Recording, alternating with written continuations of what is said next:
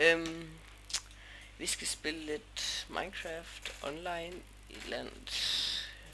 Daniel har prøvet at vise mig. Hvad hed den? EU. Og den hedder Shotbow. Shotbow. Og så EU.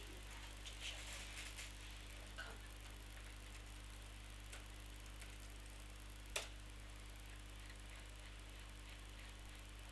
Der var den.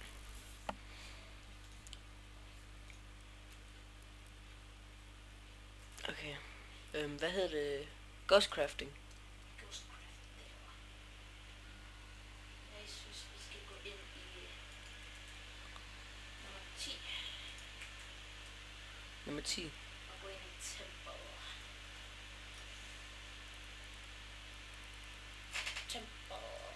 Tempel der.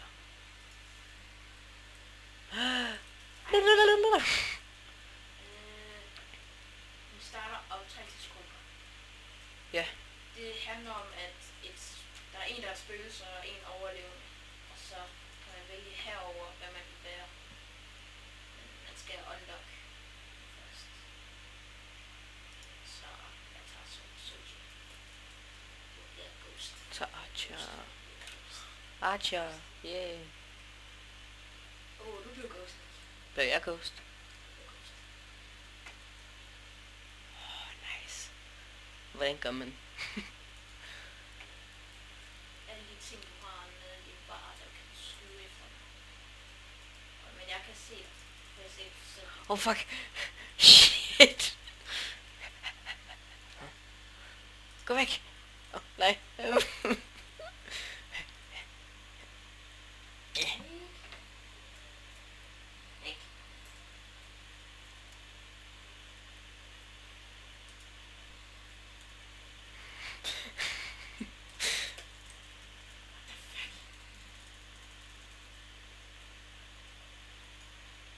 Flashbang. Flashbang. Fuck. Kom her. Jeg har et halvt HP. Fuck.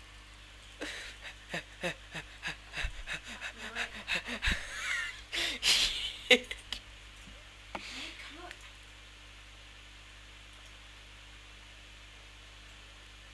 Fuck, bliver du af? Bare så du ved, de shields, du har der, når det giver dig liv. Stab.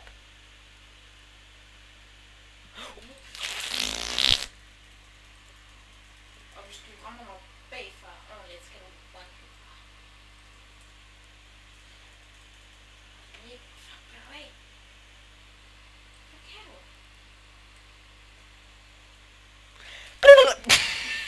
Jeg kan godt se dig. Fuck.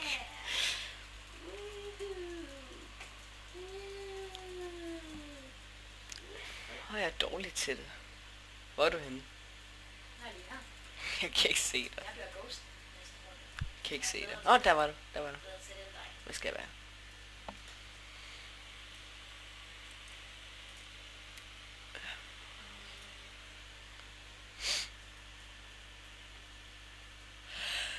Phew! Ja.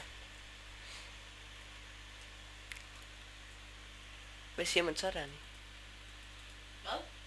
Ikke noget. Nå, jeg er pludselig. Tak.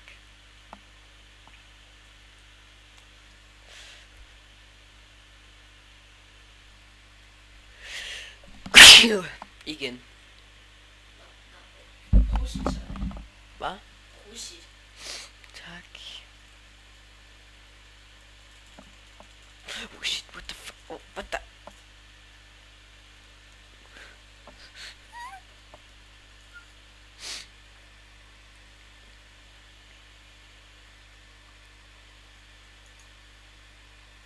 Fuck.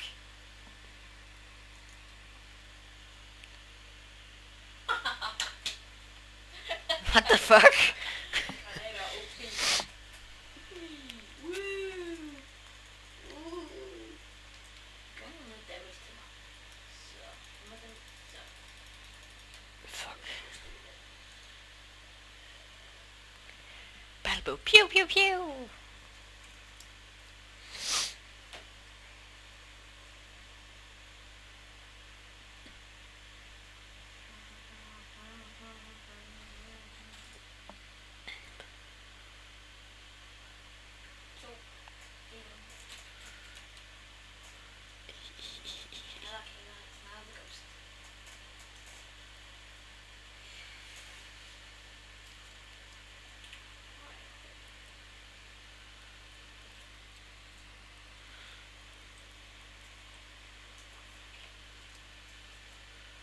Jeg tror, jeg spørger mig selv ude. Du kan godt slå mig ud, bare så det. Danny. Hvad er det? Hvad du vil? Ud af mappet, selvfølgelig. Bare slå dig vej ud. Slå. Blink, er det ikke den? Flot. Fuck, jeg ved. Nå, i det mindste bliver jeg ghost. Jeg er i hvert fald bedre til den dig. Yeah. Du var så dårlig. Du var så dårlig. Du er så dårlig. Jeg er faktisk ret sur på dig nu. Why you mad, bro? Why you mad, bro? Why you mad? Why you mad? Hold kæft.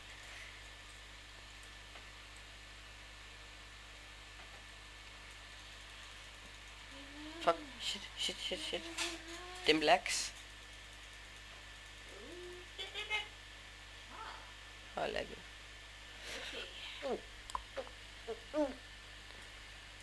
Oh my.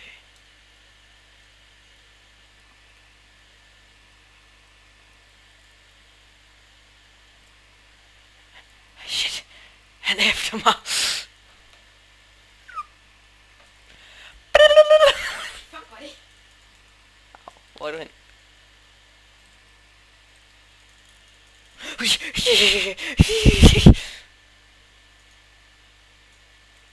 den fløj langt. Jeg fik dig.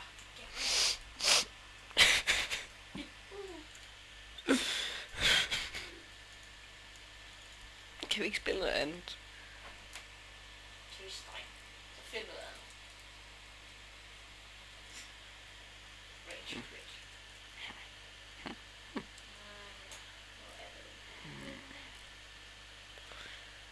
Hvad er Smashy? Smash Bros. For lagger sådan hele tiden. Jeg har sådan nogle lag spikes hele tiden.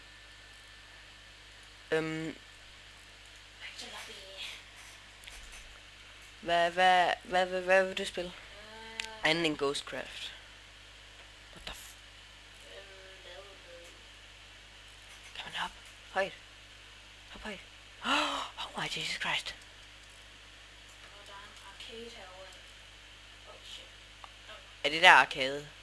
En arcade. Hvorfor noget? Hvorfor noget en arcade? Jeg kan ikke finde den. Hvad er SB Games? Det ved jeg ikke. Skal vi prøve? Nej tak. Jo, det kan vi godt. Okay. Så tager vi bare... Jeg skal bare lige hurtigt klatre helt op i toppen af det. Nick. Du ved godt, jeg kan gøre det hurtigere end dig. Hvor er du henne, Nick? Hvis du kan gøre det hurtigere end mig, så skal du gøre det. Nej, jeg er allerede deroppe. Jeg står på top. Der er det deroppe. Ja. Jeg kan gøre det hurtigere end dig. I am mad, bro. Så jeg kunne gøre det hurtigere end dig. Men det er lidt dig.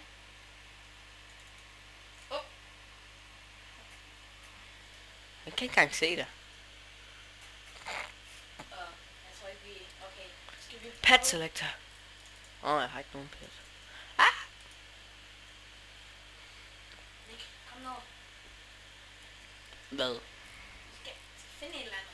Et eller andet. Så kom her ind i det der SB Games. Okay. Vi tager 0. Nej, 0, 1. 1. Nummer 1. Ja. Der er du. Jeg kan se dig. Vi må hinanden lige nu, tror Jeg jeg. kan flyve. Bitch, jeg kan flyve.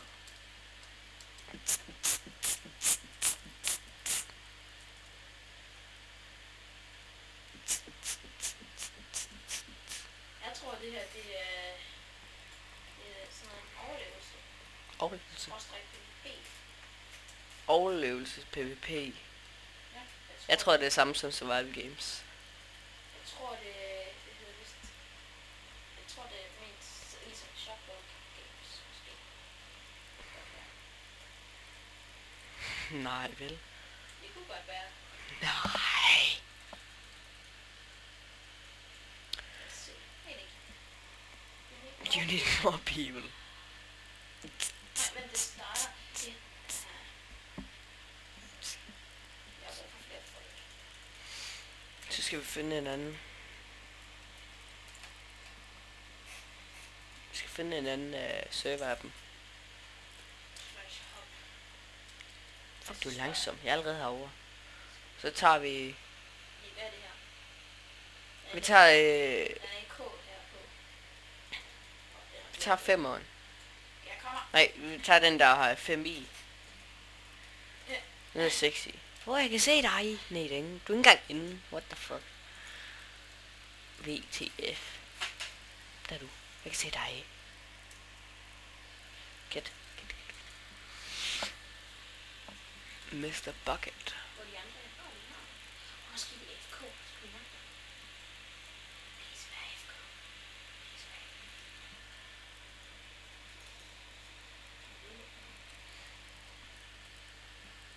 Fuck. Ja. Hej, Daddy. Han er ikke FK, ja. Vi skal bare ned.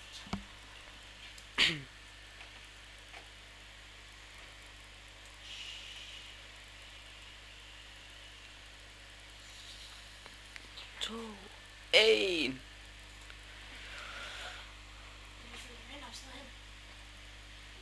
Kan man flyve? Nej. Er der overlevelse? Ja, overlevelse plus PvP. Vi skal finde hinanden. Mit kompas pointer mod dig, siger den. Hvordan? Og jeg har nogen helt nede i bunden der.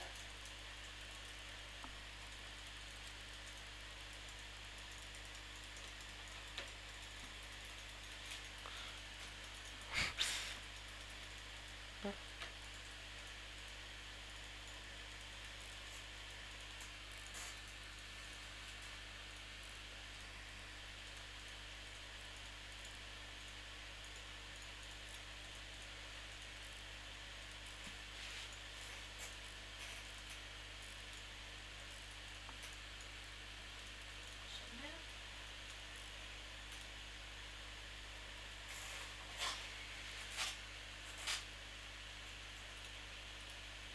Skål ned i lægen derude. Kan man TPA til hinanden? Hvordan? Eller prøv du, så TPA over til mig.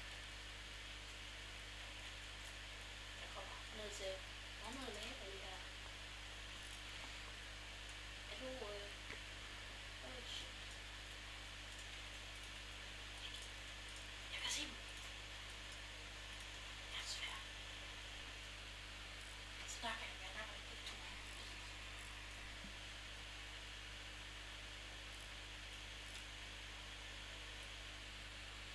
Godt lide, du visker. Du kan jo lige det kører dig. Nå nej, det glemte jeg. Men alligevel. Langt.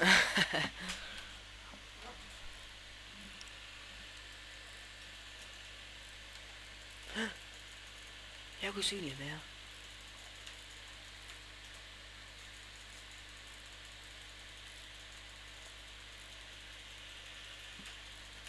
Triple kill. Fik du dem alle sammen? Yep, man. Wow. Wee. Okay, der er en til. Mit kompas peger på dig.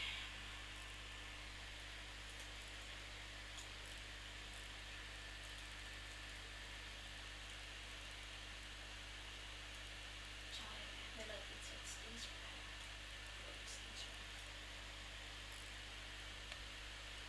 Skal du også have et stensværd med? Ja tak.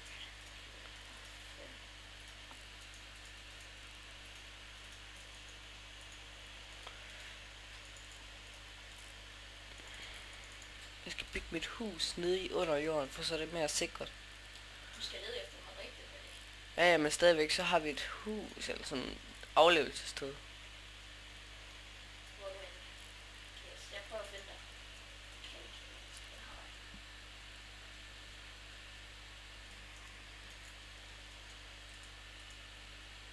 Ikke så laver jeg jeg? se dig. Kommer hen til dig.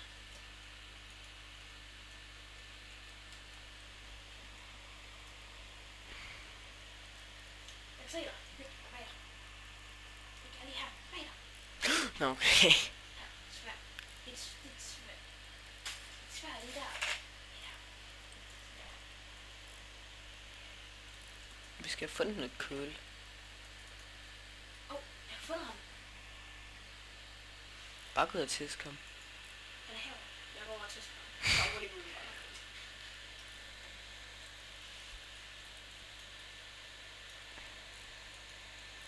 Han peger på dig. Han er herovre.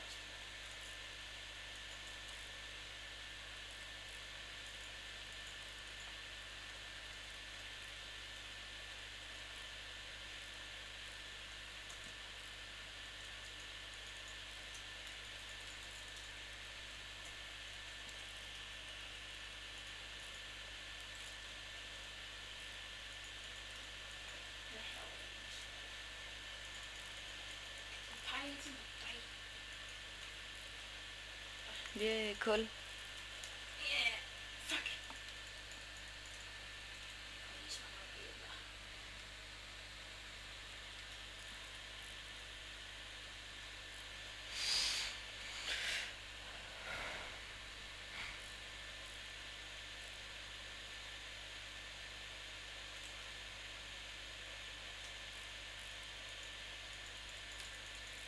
Øhm, Find ham. kan du ikke finde ham? Nej. Jeg har fundet kul. Og Nu peger han på ham. så find ham. Nu peger han på dig igen. Fuck. Så find ham. Nå.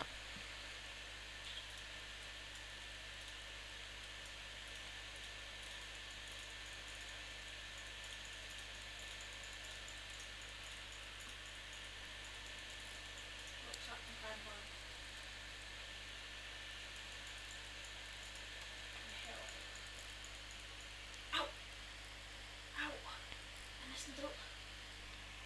Faldt du noget? Ja. Så meget hårdt. Jeg tror ikke, at det er kæmpe.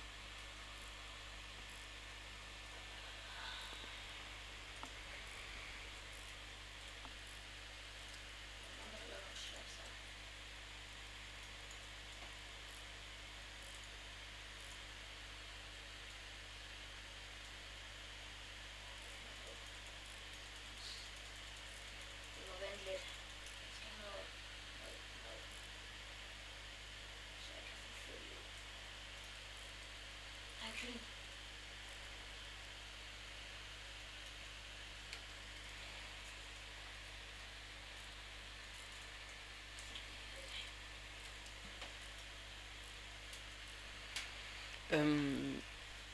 Har du egentlig noget uld? Nej, vi skal alligevel ikke sove. Det er der ingen, der gør jo. Jeg finder bare iron til rustning og sådan noget. Så laver jeg et furnace. I'm going to make some friends.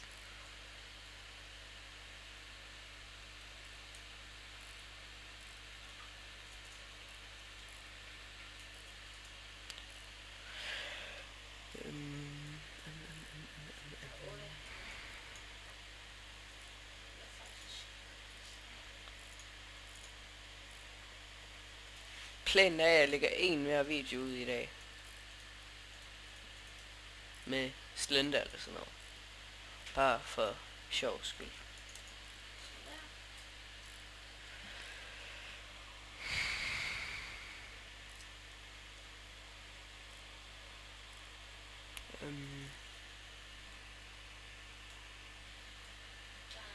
Har du fundet ham? Nej, jeg skal nok spise. Jeg har en gris herude. Hvor der er kylling og sådan noget. Der er kylling. Gris. Og så steger jeg.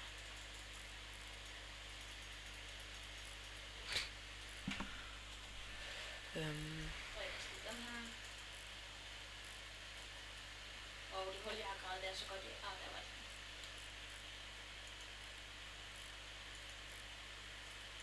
Hvor skal jeg stille den?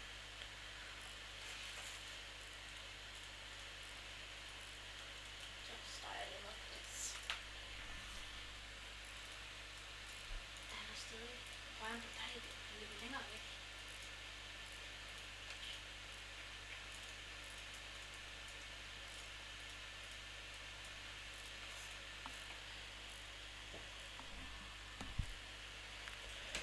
Vi skal... Ja, vi skal stadig have fundet noget jern. Nu har jeg fundet mere kul.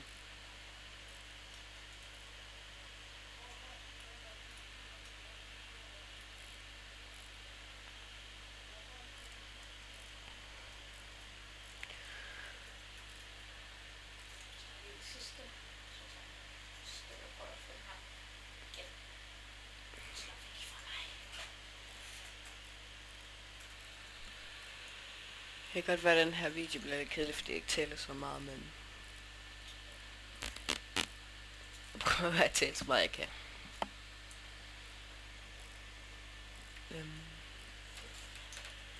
Okay. Jeg jagter ham igen. Har du fundet ham? Fundet ham, og du fejrer dig igen. Følg. Hvorfor skulle også lige leve? Nu fejrer han igen. Det var.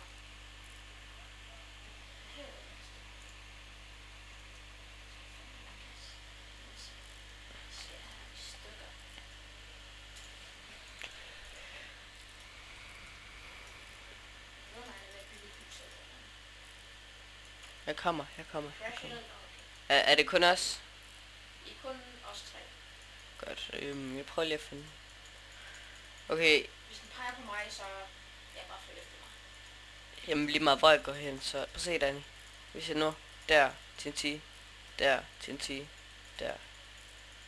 Du er alle steder. Den peger bare på den, der er tættest på. Den ret. Ja.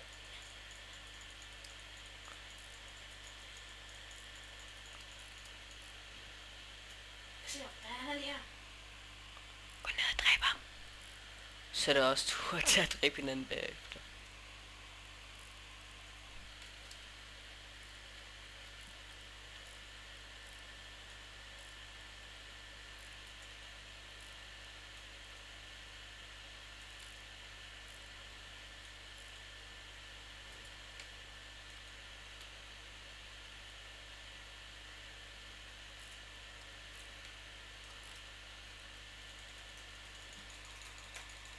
Fik ham. Så er der også tur, Danny.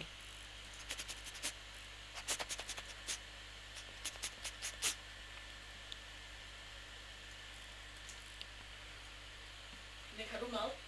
Nej. Så for dig, det har jeg. Oh shit, det kommer der en spider. Han havde TNT. Nu har jeg et edderkopperøje. Bitch. Åh, fuck. Hvem? Au, for helvede.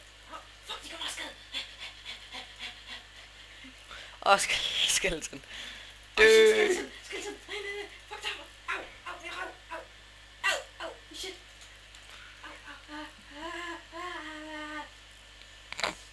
Du taler til et spil. Au, min numse. En witch.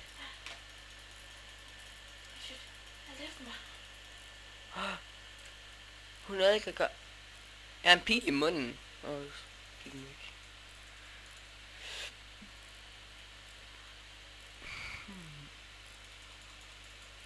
Au, for helvede, edderkop. Au. Nej.